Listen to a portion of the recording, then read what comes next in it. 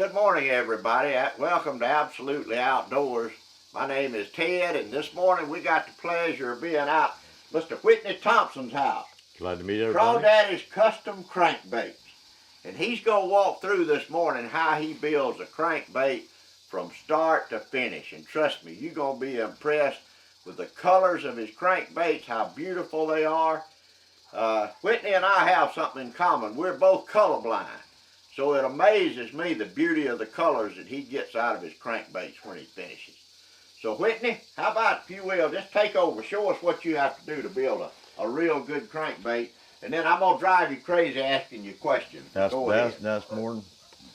This is what you start with. This is a blank that you can order. Amazon carries them, eBay carries them. There's a bunch of bait companies that you can get them. But this is the basic that you start with. You have to prime them. It's best to sand them lightly to get the film off of them. But once you prime them, you end up with a bait that looks like these, and they're ready to paint. You just tape off the bills with regular masking tape, and then you're ready to go. You just mix your colors that you want to go with, and you start painting. If you're trying to do a crawfish pattern, which is more difficult, but you can achieve it by taking a plain piece of paper. Instead of buying stencils they sell, you just rip this paper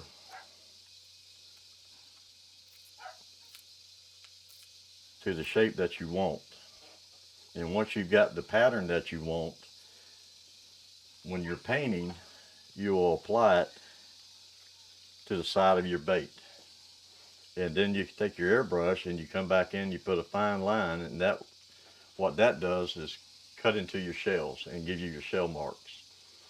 I don't use a stencil because I want my baits to look different every bait. I don't want them to be uniform or the same. Each bait is different. That's why it makes it a custom bait to me. But that's how you do a crawfish pattern. Now I'm going to go ahead and paint one of my best baits.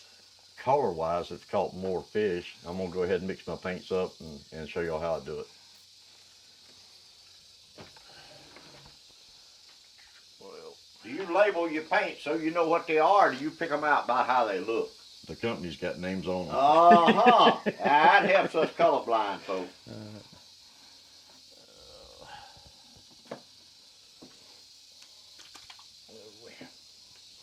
And most of the paints I use is what they call Cretex. It's acrylic paints. You can thin them with water or alcohol, either one. Some of them like water better than alcohol. But all I'm going to do is put a base of pearl silver over this bait real quick. So that's what you call airbrushing. This is an airbrush. You can go from $21, that's painted every figure I've got on all my lures. This is $21. Or you can spend $1,000 if you want to spend whatever you want to spend. Wow. It's not the airbrush so much, it's who's behind the airbrush using it.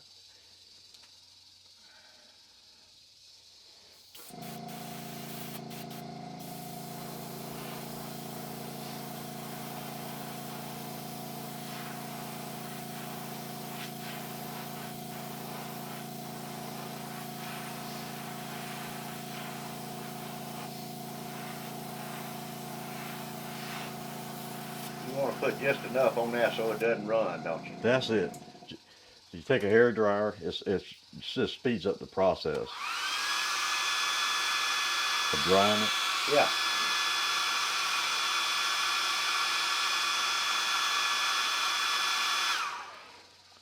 Then you're good to go. Clean the airbrush.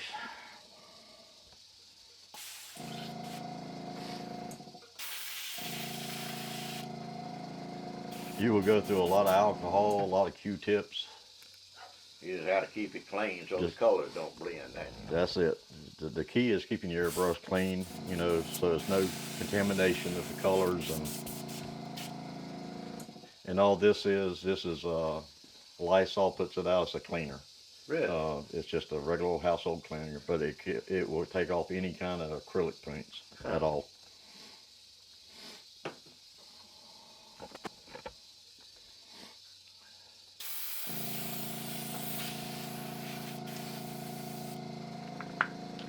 This is all this is inks that you can get at Michael's, Ready Arts, Hobby Lobby, or you can order online. But all it is an ink,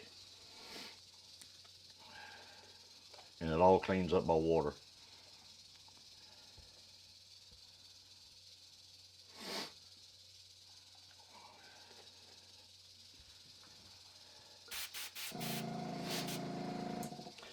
And you just come up here, you pick out, I want to leave the bottom of it the silvery look, but I want to put that fine yellow line I'm putting up there, so you just take your airbrush and you fill it in.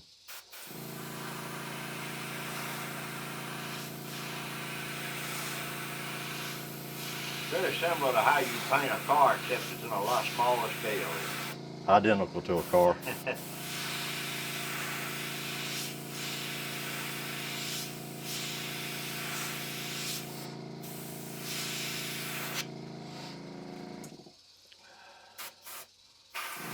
You saw that nice fish Tom Hargrove caught yesterday, didn't you? Yes, sir. He said he caught it on one of your lures. This same bait I'm painting right now, same color. Tom, me, and quite a few others have caught a lot of fish on this color, especially at Eufaula. Really? I have Tom, me, and quite a few other of my friends on this color have killed them in Lake Eufaula. What's your favorite time of the year to fish? Anytime you can go? Anytime I can go. I have no favorite time. I don't like fishing in the winter. As I got older, my bones hurt. Yeah. And it's kind of like, but that's the basic there. You put your yellow down, heat dry it.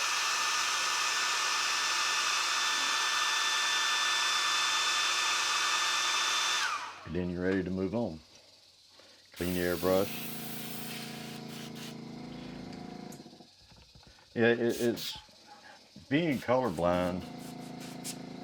I couldn't tell you if that was yellow, green, or whatever, but I've done it so much, I know what bottles is what. My wife gets tickled at me because I'll be here painting something I think it's green and it's actually brown. Yeah, and you got the same problem I have. Sometimes I'll get ready to go somewhere and I'll go in the closet and pick out a shirt and a pair of pants and put it on. My wife will say, "You're not going to wear that." Yeah, my wife don't let me get dressed. Now this is a transparent Raw Sienna. You can use burnt sienna, and I know over the years of using it, I know it's brown. So that's the only way I know what color I'm putting on. But it's the same thing. This is ink. I use a lot of inks. Inks they're kind of expensive. There's bottles that are like $7, $8 a bottle, but my gosh, they will paint. I've probably had some of these for 10 years. Really? Because you're only using a couple of drops. So they go a long ways. But, you can take alcohol and cut them a little bit, and you can go a little bit further.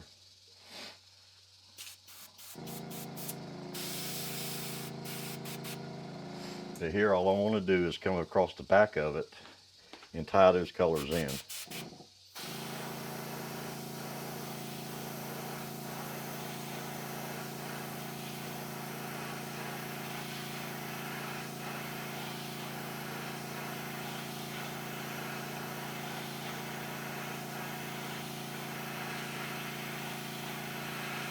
Whitney, how long have you been doing this? How long have you been making custom baits? For right about a year, a little over a year. Really? You're new at this business. That's about all I've been. I guess it's right about a year. I got started doing it for my son, painting baits for my son, and it just took off from there. Well, now you were telling us, and of course, we're in your room, your trophy room. You've run a lot of awards for painting different things. Mainly model aircraft and resin figures, figure painting. Once I get done, I'll take one out of the case and really show y'all, the difference in what they are. I know Chris was really fascinated when he walked in here and saw all your figures you had painted. I think you and he have something in common with that. It's a fun hobby. It really is. It's a good way to relax and and just take the daily pressures off of you. Yeah. Same as these baits. I just recently got into balsa, making my own balsa baits, which is really good because you set there from a piece of balsa wood that looks like this right here, and you carve it out and Do you do that by hand with a knife? by hand, and then you make this. It's all balsa, and it's like yesterday I took it out for the first time and caught a fish on it. So Really? that is the reward I get out of it. Well, let me ask you a question. This is a curiosity thing with me. How do you balance this lure so that it runs true in the water and doesn't run sideways? This is all a new learning process for me, but it's not as hard as you think it is. As long as you have two pieces of balsa wood, normally I make them with two pieces. This one I want to try with three pieces. But with the two-piece balsa, say if you only had two pieces, you already got your center point. Yeah. So you know that's your center point. As long as you're two pieces on equal sides, then you know that's where your eyelet needs to go. So that is pretty easy. Now, when you're doing something bigger, you really need to find the center point of the both pieces. So you measure it out and you find your center piece. But as long as you're keeping the two basic, easy way of doing it is two basic same size pieces of wood. When you put those together, you have your thickness and everything you need. So then you know where your center point's going to be for all your hook eyelets. So then it's pretty easy. So those are more important than where the lip goes in that. No, the lip is very important. Well, that's what I figured. This is nothing more than a leather punch. That's all these are, is a leather punch. But you take this, once you get your shape on your balsa bait, you take this leather punch and you can round that out and pop it out.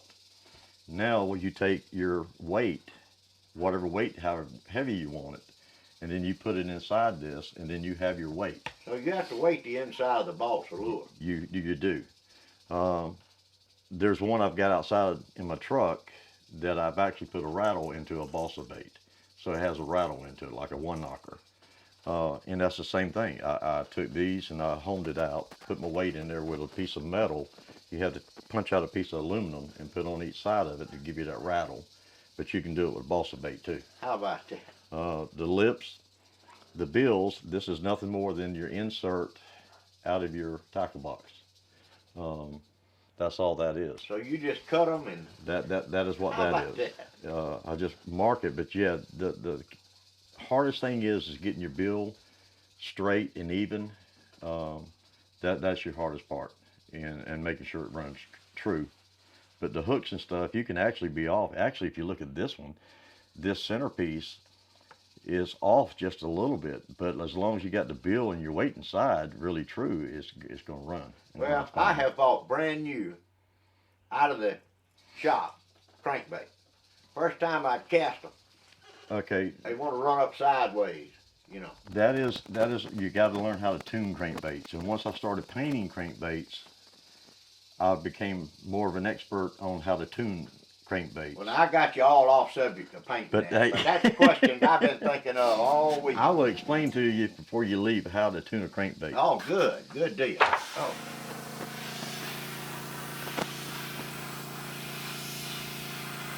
So this is all you're doing. You're coming in here, you got your base color on the side, you airbrush your dark color on the top, which is, this is a sepia color or brown.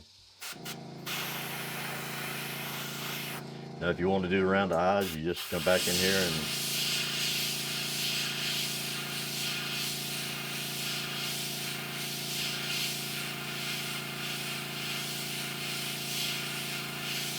Takes a steady hand to paint that smaller figure, doesn't it? it does. It just takes practice. I mean, if you have your paint too thick, you're gonna get splatter. It's gonna spit on you. If you get it too thin, it's gonna run on you. Yeah. So it's just years of doing it, Like that. But that's all you do. You come back and you put, fill in your eye.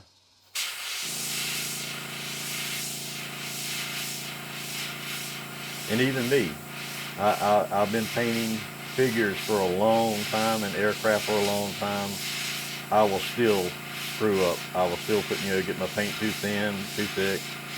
It's just, that is part of the, nature of the beast. But the key is just making sure you get an even coat on it. Yeah. And I'll show you another little trick that, just adds more life to it with splatter effect. And it's simple to do. People look at it like, how do you do it? And I'm fixing to show you. But once I've got an even coat where I'm happy with it, then I'll move on. Just always try to dry it.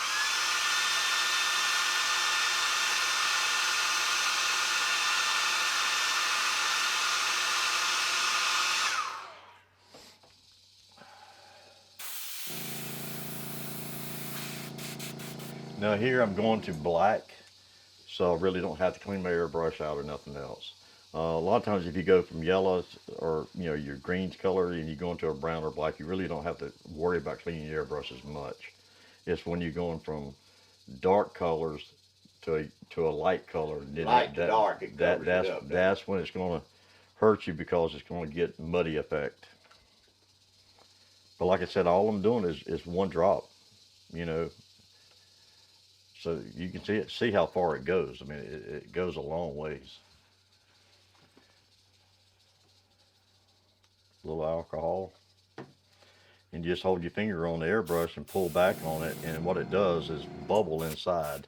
And all that's doing is mixing your paint to your thinner. But here, all I'm going to do is just darken around the eyes a little bit.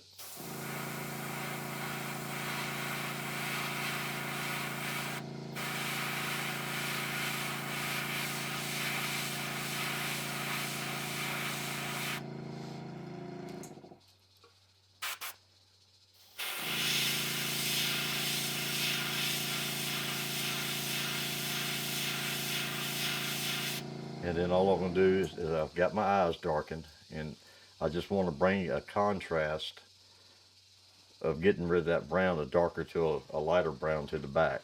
So you just take your airbrush and and I'm pulling away from it as I'm doing it, so I'm not getting a solid black line. All I'm doing is darken it. And here you just do it until you're satisfied of how your look is. Before you move on, when this is done, this I really don't dry that much. There's little things you can do to do your dots. This is a drill gauge for your drill bits to tell you what that is. Yeah. So this you can do your shad dot on the side of it. Some people like shad dots, some people don't. Most of my baits I always put shad dot. And now I can't find my other. Where's it at? Well, there it is. But here I've got a punch and die set, and all I did is take a little piece of plastic off of one of my bait, your hook plastic, put my hole in it to the side of the size of this shad dot I want. The key is lining it up. You can get one side, so you try to make sure both sides are lined up.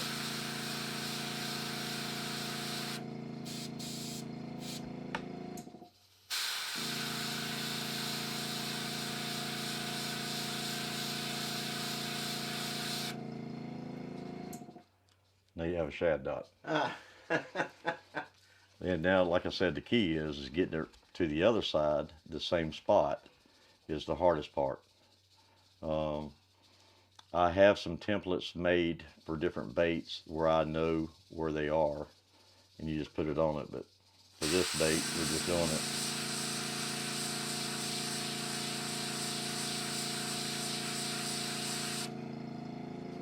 See, this one I got off just a hair, but if a fish can tell me which side, if he can tell the difference on both sides, then oh well. But when you're painting for somebody, if I would have done that, I would have started all over.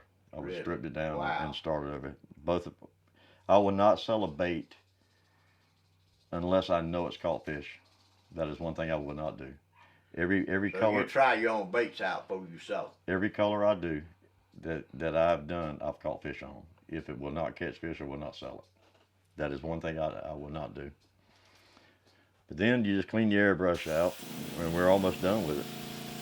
Well, oh, I needed that.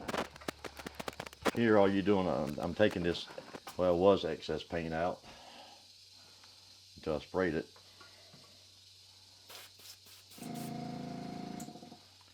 But I pour it in the cap on a piece of plastic.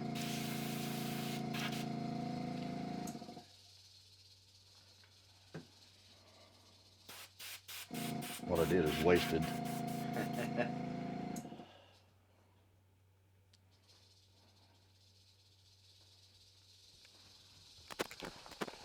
And if somebody wanted to get into it, and you can probably get into painting with a compressor, airbrush, everything. You can go to Global. It's on, you can find them on the website. If you just Google Global Ink, I think it is.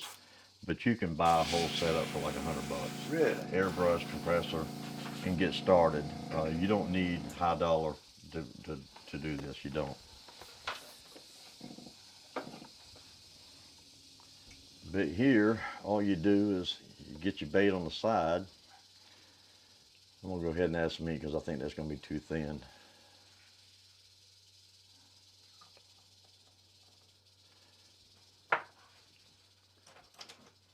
This is nothing but just an old cheap paintbrush. You can do it with a toothpick, a toothbrush, or any kind of brush. Any old brush, just cut the bristles where they're short, and that's what you come up with. Just take it, dip it in there, and flick it. Huh. I figured you was fixing to daub it on that, but you just Nope. flicking it on that. You just take your finger, flip it around.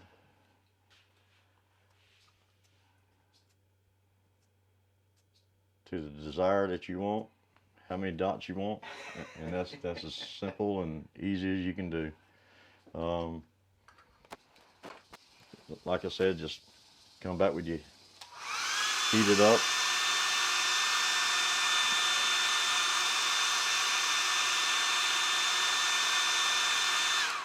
If you want to add more dots, you can. If you want to add different color dots, you can. I mean, that is all up to whoever's wanting to paint it and what they want.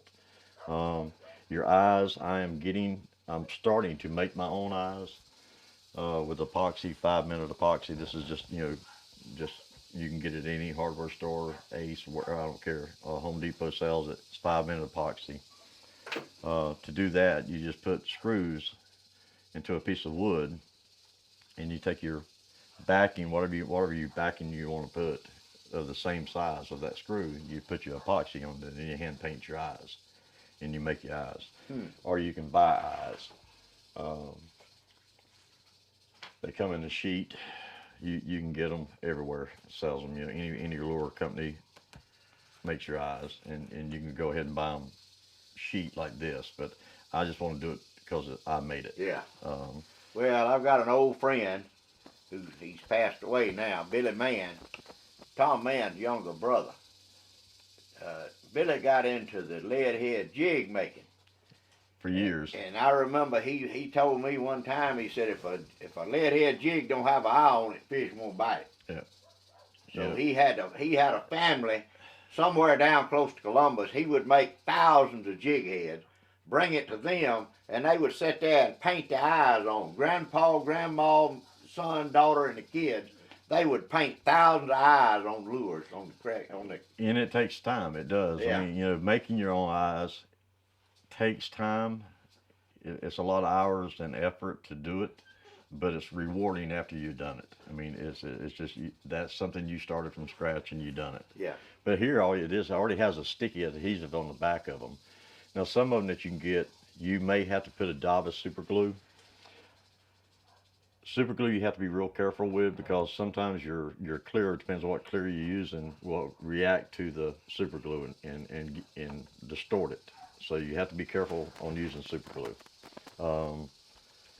But for the most part, they just got an adhesive on it, so you can just take them off, you place them in the spot that you want, hold the finger on it, and then you got your eye.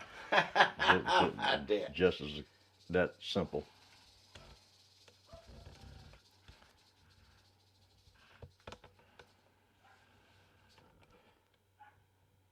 Now, a lot of guys who actually do custom painting, they use like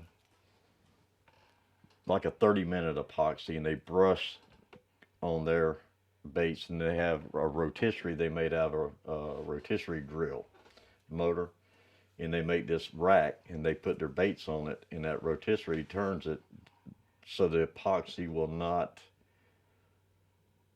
build up in one spot. It's always turning, so you got an even coat. I use what they call KBS Clear. There's a lot of pros and cons about KBS. There's a lot of guys who will argue with the point about they don't like it because you got air bubbles. Yeah, you do sometimes, but sometimes for the most part you don't. The good thing with KBS, you dip it, and you walk off from it, come back next day, and it takes about 72 hours to dry enough where you can fish it. But after it's dry, the longer it sits on that bait, the harder it gets. It'd be like a rock. But it's an automotive clear. But once you're done, you just come back in, man. You just take your tape off, and be careful taking your tape off so you're not scratching your paint off. And which lure is more effective, this plastic or the balsa wood? that's an argument. You know, years ago when I was a kid, I'm 60, so when I was a kid, just about everything was balsa. You didn't have a lot of your plastic baits. Everybody was balsa. You know, Rapala, I think, is still balsa. Yeah, it is.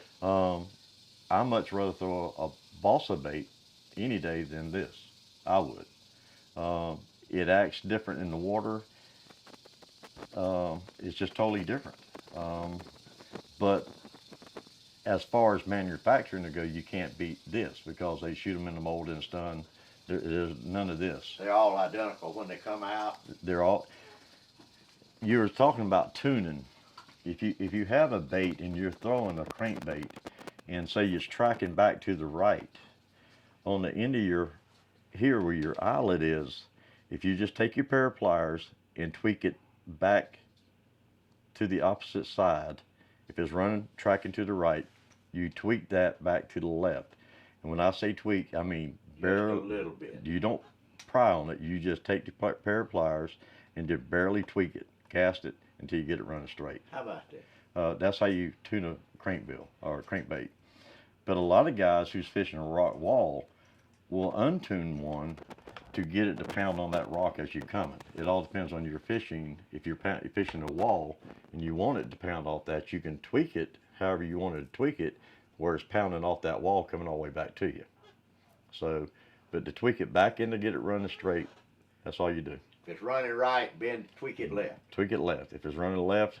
All right. Now this bait has a long bill on it. How deep will this bait run? This bait runs, and that goes on your line, your test of your line. So if you go 10-pound test line, it might run, say, 15 feet at 10-pound test line. If you got 12-pound test line, it might run 10 feet.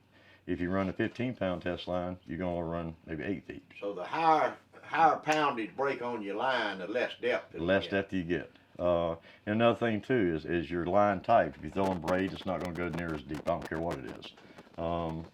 Braid don't really sink. It kind of has that buoyancy, and it's not going to give you the depth that you need. Monofilament, same way. You know, a lot of guys use help me out here. What's the other line? Oh my gosh. Filament. No, you got monofilament. Monofilament floats.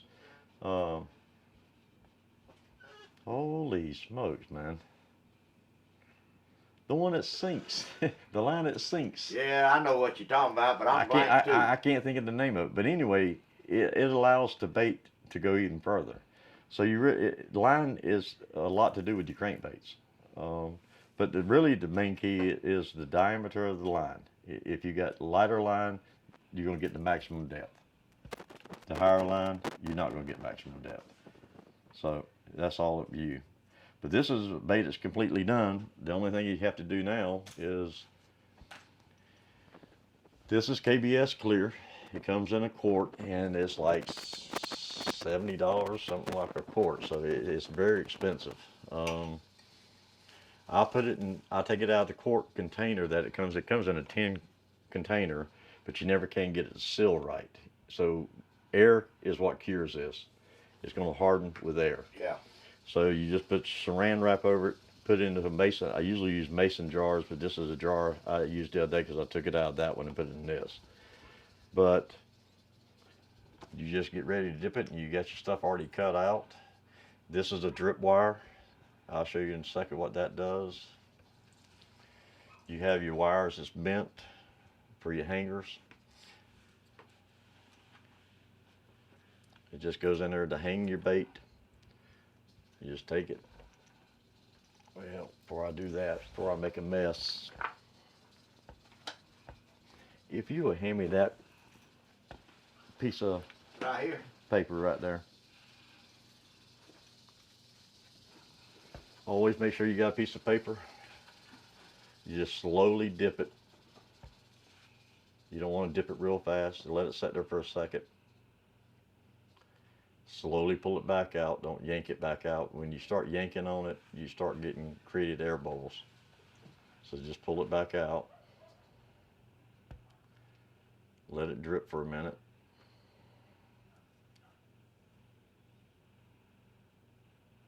Now this is where it's tough when you got one eye, with no depth perception, trying to hook that little hook in that thing. But other than that, you let it dry or you let it drip.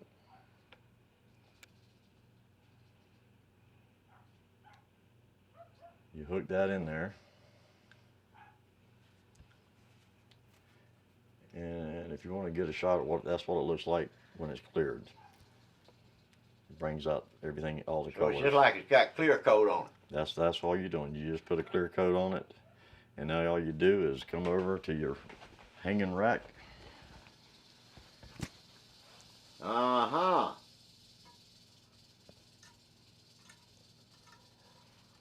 And let it dry. Now this is one I done this morning for my son. But once it clears, you get that nice shiny. Oh, that's beautiful. But it's pretty simple.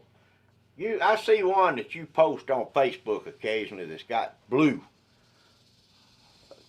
To me, that is the most beautiful lure. Of course, like I say, I'm colorblind now. It might not look good to the fish, but I'm telling you, that is a beautiful lure to me.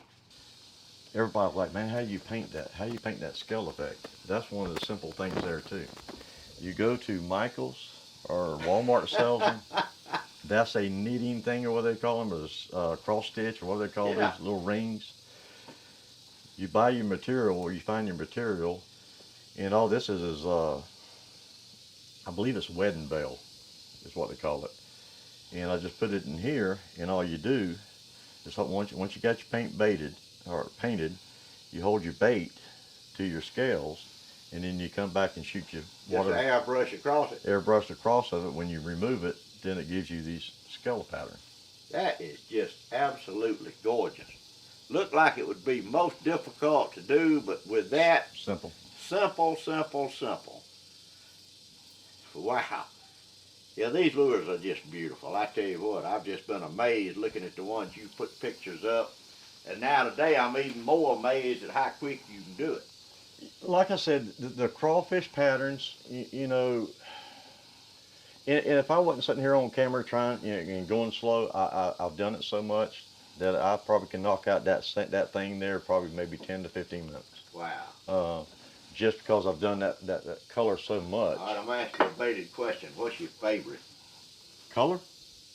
Favorite lure. Favorite lure you made. If you had a go-to fish today on you following, you wanted to catch fish. I just painted it. That's it. I just painted it. That is the color that I would throw. If I fish you follow 50 times, 49 times I'm throwing that bait right there. That color. Well, now, do you buy a specific size hook to attach to your lures? Yeah, most of the time, your baits, when you order a bait, they're going to recommend ring size, hook size. But even a lot of pros, say if they recommend a size 6, a pro's going to go to a size 4. And a bigger hook's just going to give you a better hook set. Now it does react to bait to different, you know, so you have to be careful on what you do. Sometimes I might go with a big bait on, or a big hook on the front, small hook on the back. So I might put a 4 on this and a 6 on that. So the lower the number, the bigger the hook. Yeah. So it's like majority of these baits come, you fish a size 6 hook. And I use mustad hooks. I buy them bulk. You know, I like mustad hooks. They don't bend. But yeah, different baits. You know, like I said, you know, something bigger. This is one of the. This is the first balsa wood bait I made. That right there. That was my first trial and error, and I caught fish on it. So I mean.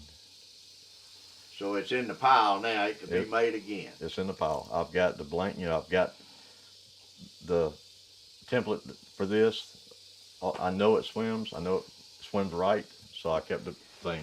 And all you do on there is you set down on balsa baits and you just kind of draw out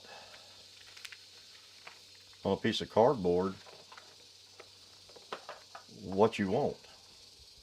And then you take this and you use it as a template and you draw a line around it, and then you just take your saw and you cut your balsa out, and then you start from that.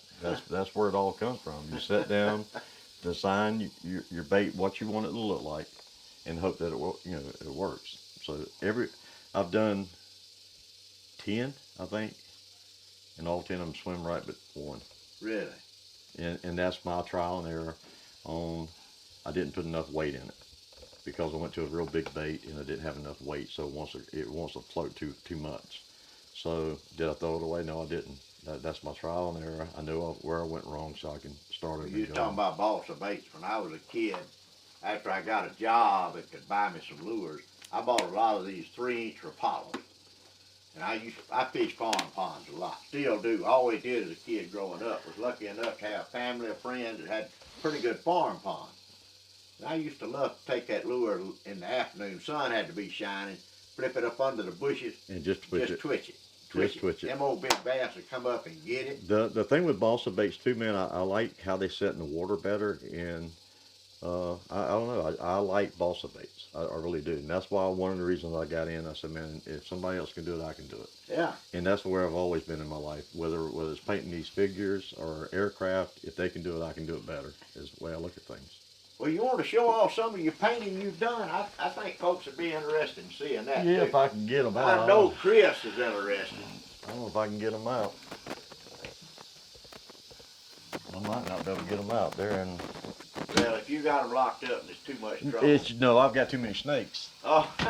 Anyhow, you can kind of look through that glass one there.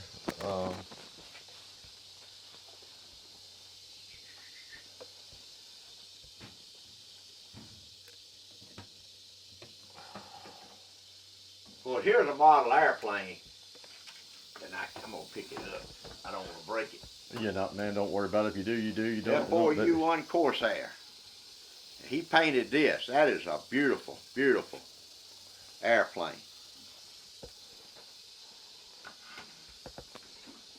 But that's what they are. That's how I got into painting, is doing stuff like this. You know, getting dusty, but that's it. That's one of the Destroyer. See, I've never been into this, so I don't know any of these creatures. I think Chris does, but I don't. Actually, I think this was a comic book character, I believe. Probably was. But this kit is no longer produced. I mean, it is done. This, when it first came out, was sold, I guess, about $100. It's probably a collector's item now. It's getting, you can still find them, but they're hard to find. But they come in pieces. It's not like you take this whole thing here. They come as a kit that you have to build. Oh, really? You have to assemble everything, prime it, clean it, but that's what they come as. And then you have to put it together. You have to build it. You have to paint it. You don't still do any painting on these much, I take it. Not much. Something I need to get back into. I really enjoy it and I really love doing it. but crankbaits have kind of taken. Yeah, well, I love your crankbaits. I tell you, they are gorgeous. But yeah, I have won many a contest, with that stuff. But it's just, it's a passion. It's a hobby. And the good, like I said, the good Lord blessed me with a talent, and I use it. Well, that's good. Well, I tell you, you make some beautiful lures. I can't wait to try some of them out. Whitney, thank you very much, sir. You're more than welcome. This has been a pleasure. I can't tell you how much I've enjoyed watching you do this. Anytime you want to go fishing, all you got to do is call me. Well, I'll call you. And we can use I want to go fishing. And we use Crawdaddy's custom crankbaits all day. But I do swim baits, I do jerk baits, I do crankbaits, rattle traps. It don't matter. Anything you need painted, I paint it. Well, folks, Crawdaddy's custom crankbaits. Whitney Thompson. Hope you learned something. Whitney and I might be kinfolk. My mama was a Thompson. When I told him that, he said, well, she had to be a good woman. And she really was. That's true. I don't know where your family originated. Most of mine came up around Fredonia, Alabama, out of Virginia. Most of mine was right here in Phoenix City. Really? Yeah. How about that? Yep. Well, folks, I hope you enjoyed this show as much as we enjoyed filming it. This was just fantastic this morning. I can't wait. I'm going to take Whitney up on his invitation. We're going to go fishing on Lake Eufaula. Thank y'all. Have a great week. God bless, and we'll see you next week.